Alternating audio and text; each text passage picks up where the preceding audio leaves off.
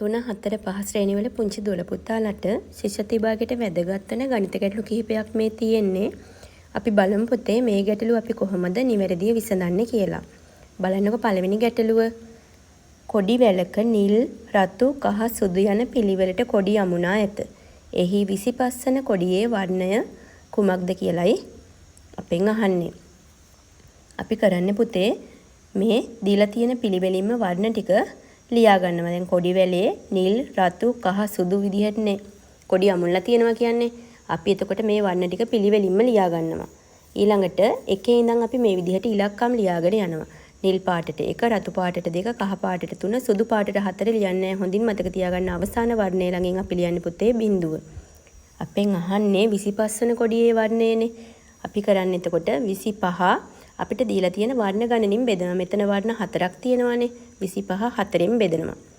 25 4ෙන් බෙදපුවහම පුතේ 6යි ඉතිරි 1යි. පිළිතුරු විදිහට අපිට 6 ලැබෙනවා, 1ක් ඉතිරි වෙනවා. අපිට මෙන්න මේ ඉතිරි වන එක තමයි වැදගත් වෙන්නේ මේ ගැටලුවට නිවැරදි පිළිතුර හොයාගන්න. අපි දැන් එකේ ඉලක්කම ළඟ තියෙන වර්ණය බලනවා. එකේ ඉලක්කම ළඟ තියෙන වර්ණය නිල් පාටනේ. එහෙනම් 25 වන කොඩියේ වර්ණය නිල්. අපි බලමු තවත් ගැටලුවක්. මල් මාලයක නිල්, සුදු සහ කහ යන පිළිවෙලින් මල් අමුණා ඇත. එහි 18 වන මලෙහි වර්ණය කුමක්ද කියලයි අපෙන් අහන්නේ. මේ මල් මාලේ පුතේ නිල්, සුදු, කහ, නිල්, සුදු, කහ මෙන්න මේ පිළිවෙලට මල් අමුණලා තියෙනවා කියනවා. 18 වන මලේ වර්ණයයි අපෙන් අහන්නේ. අපි අපිට දීලා තියෙන වර්ණ ටික මෙන්න මේ විදිහට පිළිවෙලින් ලියා ගන්නවා. නිල්, සුදු, කහ. නිල් පාට ළඟින් 1 ලියා ගන්නවා, සුදු පාට ළඟින් 2 ලියා ගන්නවා, කහ පාට ළඟින් 3 ලියන්නේ නැහැ.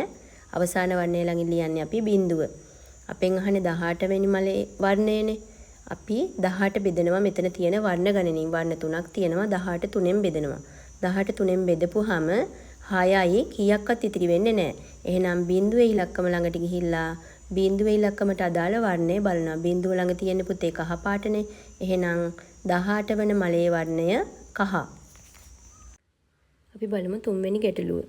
සැරසිලි විදුලි බුබුලු පේලියක රතු, කොළ, නිල්, කහ යන පිළිවෙලින් බල්බ දැල්වේ. එහි 31 වන විදුලි බුබුලේ වර්ණය කුමක්ද? අපි කලින් විදිහටම අපිට දීලා තියෙන වර්ණ ටික පිළිවෙලින් ලියා ගන්නවා.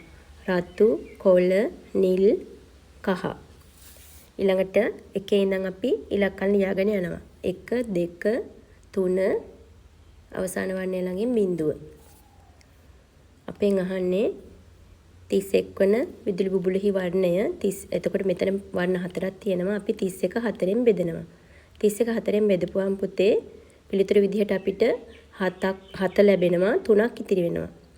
දැන් මේ ඉතිරි වුණේ 3ක්නේ. 3 ඉලක්කමට අදාළ වර්ණය අපි බලනවා. 3 ඉලක්කමට අදාළ වර්ණය වෙන්නේ නිල් පාට. එහෙනම් පුතේ 31 වන විදුලි බුබුලෙහි වර්ණය නිල්. අපි බලමු 4 වෙනි ගැටලුව. පබළු වැලක කළු, සුදු, රතු, කොළ, නිල් යන පිළිවෙලට පබළු අමුණා ඇත. එහි 42 වන පබළුවේ වර්ණය කුමක්ද? මේ පබළු වැලේ පුතේ කළු, සුදු, රතු, කොළ, නිල් යන පිළිවෙලට පබළු අමුණලා තියෙනවා කියනවා. අපි වර්ණ ටික දීලා තියෙන පිළිවෙලින් ලියා ගන්නවා. ඊළඟට එකේ ඉඳන් ඉලක්කම් ලියාගෙන යනවා. 1 2 3 4 අවසාන වර්ණය ළඟින් බිඳුව. අපෙන් අහන්නේ 42 වන පබළුවේ වර්ණය. එතකොට මෙතන වර්ණ 5ක් දීලා තියෙනවා. අපි 42 5ෙන් බෙදනවා.